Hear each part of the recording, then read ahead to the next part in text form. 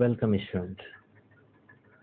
आज आप लोगों की क्लास जो होने वाली है, आज आप लोगों की समास की बची हुई पार्ट नंबर 2 है ये क्लास की। आज थोड़ी सी वीडियो कम ड्यूरेशन की हो सकती है, कम टाइम की हो सकती है। 8 या 10 मिनट की वीडियो होगी आज आप लोगों की, तो देखने में ज़्यादा बोरियत महसूस नहीं होती होगी आप लोगों को, ठीक है ना। जिनको ऐसा लगता हो कि मतलब ज़्यादा कवर अप कर सकते हैं, वो पूरी की पूरी बैक टू बैक क्लासेस पीछे मिलती रहेगी। जैसे आप लोग एक वीडियो प्ले करोगे ना, तो सारी मेरी बैक टू बैक क्लासेस मिलती रहेगी, ठीक है। यहाँ पर अगर मैं बात कर रहा हूँ तो यहाँ पर समास का जो अगला पार्ट है वो मैं आप लोगों को लेकर के चल रहा हूँ। समास आप लोगों का समास की एक वीडियो आप लोगों को दे चुका हूँ ऑलरेडी, जिसमें मैं आपको बहुब्रीहि समास तक बता चुका हूँ। कहाँ तक? तो बहुब्रीहि समास तक बता चुका हूँ, ठीक है ना।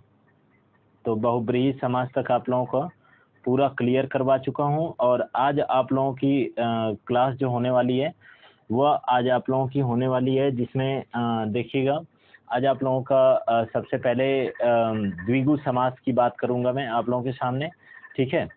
चलिए आगे चलते हैं, आते हैं टॉपिक पर। यहाँ पर अगर मैं बात करता हूँ तो सबसे पहले अगर मैं बात कर रहा हूँ तो एक सेकंड रुकिएगा, जरा ब्राइटनेस ओके कर लेते हैं ताकि बिल्कुल भी दिक्कत ना करे। चलिए यहाँ पर देख लेते हैं। तो सबसे पहले अगर मैं बात करता हूँ तो तत्पुरुष समास के कितने उपभेद होते हैं, तो ये 5 होते हैं, जो कि मैंने कल ही आप लोगों को बता चुका हूँ।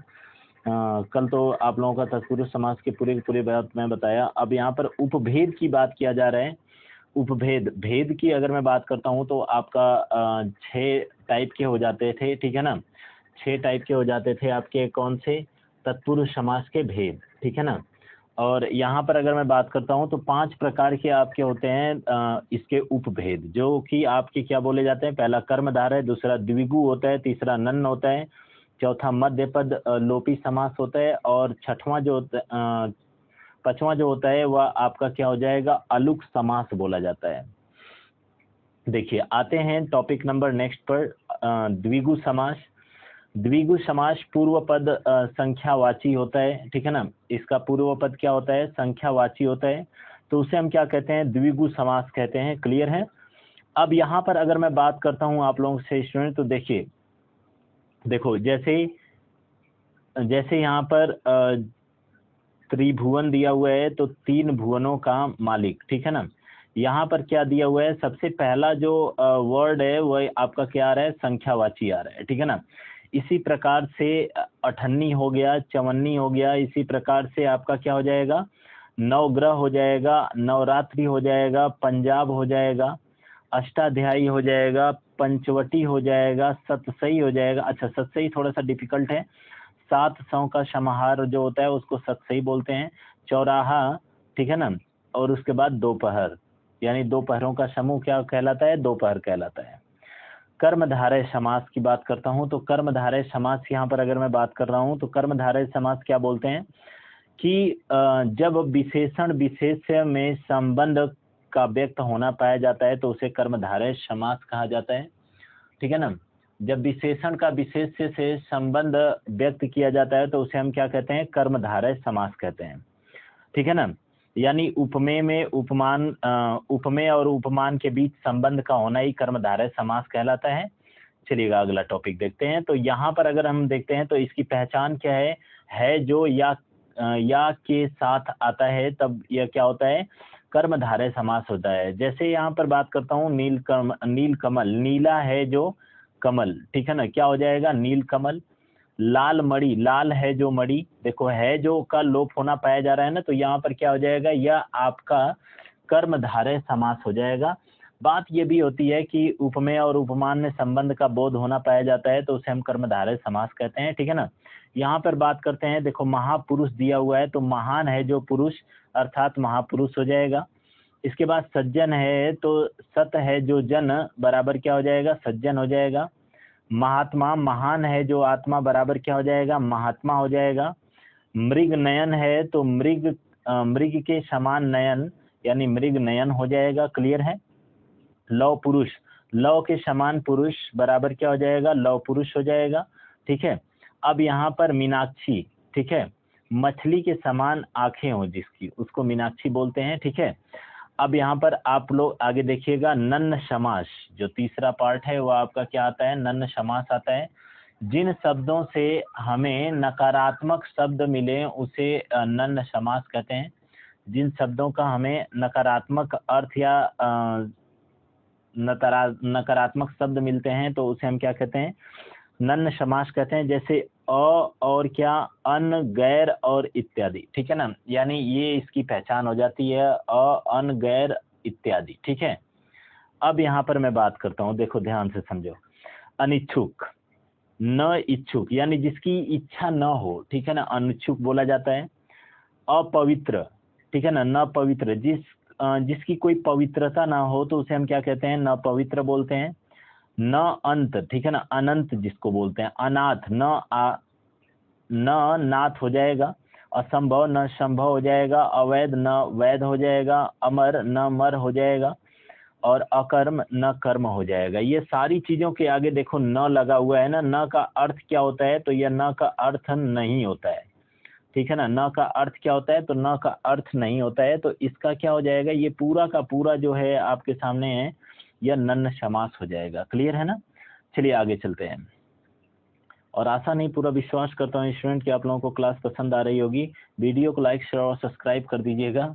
ठीक है, और चैनल को सब्सक्राइब कर दीजिएगा, वीडियो को लाइक कर दीजिएगा। और इसी के साथ अपनी जो फैमिली हो चुकी है वो लगभग 700 के करीब पहुंचने वाला हूँ। ठीक है, और ये बहुत ही ज़्यादा खुशी भी हो रही है कि मतलब पर डे अपने सब्सक्राइबर इंप्रूवमेंट हो रहे हैं। ठीक है, चलिए पहले बात आ जाते हैं अलुक समास पे। ठीक है, बात ये है ना कि बड़े दिन से लगा हुआ हूँ, 1.5-2 साल हो गए और अभी तक सब्सक्राइबर ही तो लग रहा है कि ये पूरे हो जाएंगे फिलहाल में। चलो देखते हैं अलुक समास। तत्पुरुष समास में पहले पद की विभक्ति का लोप नहीं होता है। ठीक है ना, तत्पुरुष समास में पहले पद की विभक्ति का लोप नहीं होता है। ठीक है ना, देखो तत्पुरुष समास में जो होता है पहले पद की विभक्ति का लोप नहीं होता है, तो उसे हम अलुक समास कहते हैं। जैसे युधिष्ठिर, जैसे युधिष्ठिर दिया हुआ है, युद्ध में स्थिर, तो क्या हो जाएगा, युधिष्ठिर। मृत्युंजय, मृत्यु को जीतने वाला, मृत्युंजय कहते हैं। धनंजय, धन को जीतने वाला, धनंजय हो जाएगा। खेचर, अच्छा इन तीनों को मेन पॉइंट कर लीजिएगा, युधिष्ठिर, मृत्युंजय और खेचर।